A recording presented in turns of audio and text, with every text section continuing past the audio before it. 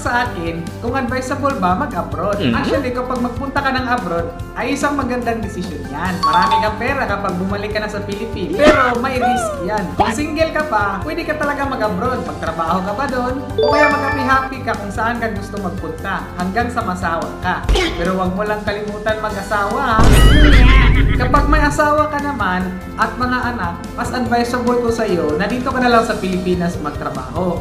Mahirap kasi kapag malayo ka sa family mo, lalo na sa asawa at anak mo. Yung nagbubuhay kasi sa family ay love.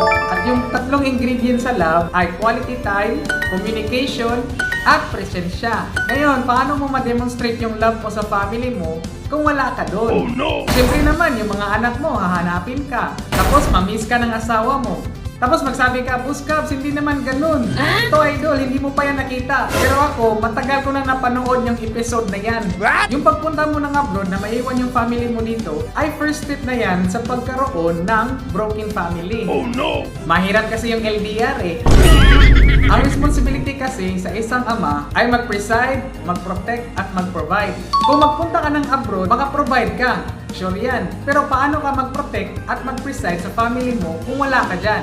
Yung mga nanay naman, yung responsibility nyo is to care and nurture your children. Tapos yung husband and wife are supposed to cleave one to another. So yan na yan mga kabs, ha? At kung meron pa kayong mga tanong, feel free to comment down below. At alam mo ba kung ano pa yung libre?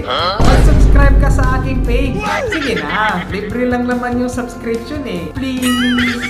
At yun lang, sana may natutunan kayo. Sana nakatulong!